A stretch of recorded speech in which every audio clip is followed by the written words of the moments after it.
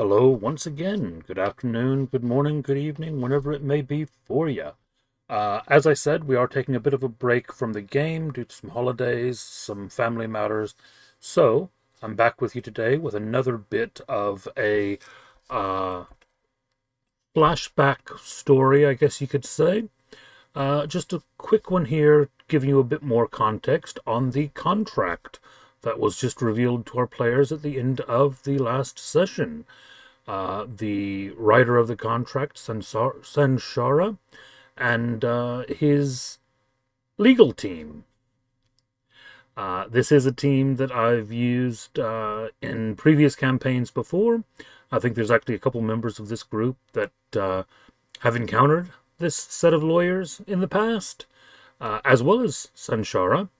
But, yeah, this is just a quick 10-15 minute story, I think it is, detailing where and how the contract that the group has just been looking at for adventures and amusements came from. Enjoy, and we'll be back with you pretty soon with some more Dungeons & Dragons. Bye-bye.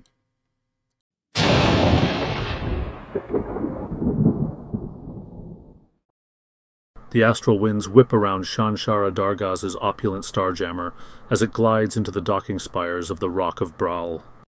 The vessel, gilded with platinum accents and ivory inlays, gleams like a jewel against the void.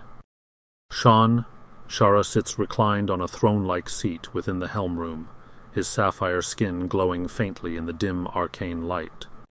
A team of attendants scurries around him, carrying ledgers and arcane scrolls.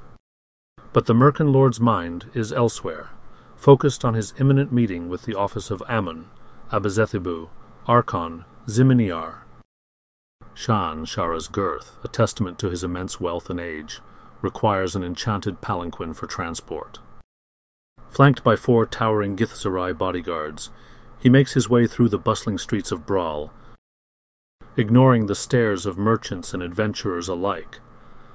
His reputation as the Lord of Platinum Ivory precedes him, and whispers ripple through the crowd as he passes. The law firm's office looms ahead, its architecture an unholy amalgam of infernal and shadowy design. Twisted iron gates, polished obsidian columns, and faintly glowing runes mark the entrance. A 3-headed Cerberus lounges near the doorway, its 6 eyes tracking Shanshara's approach. One of the heads growls lowly, but a horned devil in a sharply tailored suit. Abazethibu steps out to greet the merchant. Lord Shanshara. Abazethibu intones, his voice slick as oil. We've been expecting you right this way, please. Inside, the firm's main conference chamber exudes an oppressive atmosphere. Shadows cling to the corners despite the flickering infernal braziers, and the air carries a faint scent of brimstone. The 4 partners are already seated at a long ebony table, their presences commanding and otherworldly. Aemon, the shadow demon, leans casually into the darkness, his formless body shifting like smoke. Abazethibu, as polished as ever, adjusts his glasses and lays out a series of documents. Archon, the Bernaloth, sits unnervingly still, his ancient visage betraying no emotion. Finally, Ziminiar, the chained devil, rattles faintly as his bound form turns toward Shanshara, his voice a low rumble of steel on stone.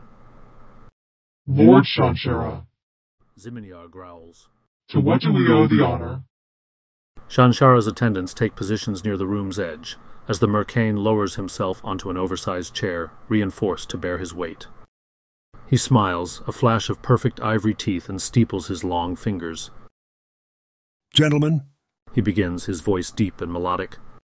I come to you with a matter of utmost importance. My latest venture, Adventurers' Amusements, is poised to revolutionize the very concept of entertainment and challenge on the world of the royals. But as with all great undertakings, certain legal precautions must be taken. Archon's hollow voice echoes. You wish to insulate yourself from liability. Elaborate. Precisely, Shanshara says, leaning forward slightly. The amusements will feature trials and challenges designed to push even the most seasoned adventurers to their limits. Prizes of incalculable value await the victors. However, the risks must remain their own. Abezethabu's pen scratches against parchment as he listens. We can draft a waiver to that effect, of course, but you seek more than a simple release of liability, don't you? Shanshara's ruby-red eyes glint. Indeed. The waiver must be absolute. It must ensure that those who sign it forfeit any and all rights. Not merely their right to legal recourse, but any rights to challenge my authority, claim prizes prematurely, or refuse alternative outcomes. Define alternative outcomes. Eamon's voice whispers from the shadows. The Mercane's smile widens. Some participants may find themselves becoming part of the amusements. Certain magical creatures will be compelled, by means I need not detail, to participate. Those who fail the challenges may serve new purposes. Of course, all of this will be spelled out, vaguely enough, in the waiver. Zeminiar's chains rattle as he lets out a low laugh. You wish to transform your contestants into assets. Clever, cruel. It's business. Shanshara replies smoothly. The amusements will be an unparalleled spectacle. Adventurers will flock to test their mettle, drawn by promises of glory and treasure. But they must understand, the risks are entirely their own. If they fall, they will be mine to repurpose.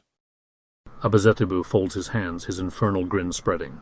We can craft such a document. The language will be airtight, the terms unassailable.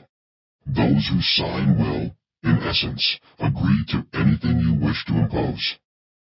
And the magical creatures? Amon murmurs. Coercion has implications. Let them complain. Shanshara says, waving a hand dismissively. Who among them has the resources or influence to challenge the Lord of Platinum Ivory? They are means to an end. They will serve willingly or otherwise. Archon finally speaks again, his tone clinical. Your vision is ambitious, and we will ensure it is legally sound. However, understand this. While the waiver shields you from mortal law, you must tread carefully where planar forces are concerned. Binding unwilling creatures has consequences that no contract can forestall. Shanshara's smile falters for a moment, but quickly returns. Your warning is noted, Archon, but this enterprise will succeed. Failure is not in my vocabulary. Abezethabu slides a freshly inked draft across the table. We'll finalize this document and ensure it meets your exacting standards that, as always, our fee is negotiable. And as always, my payment will be more than sufficient. Shanshara replies, standing with some effort. See to it that everything is ready within the week. The grand opening waits for no one. As the Mercane Lord departs, the attorneys exchange knowing glances. The world of royals would soon witness a spectacle unlike any before, one as dazzling and dangerous as its architect.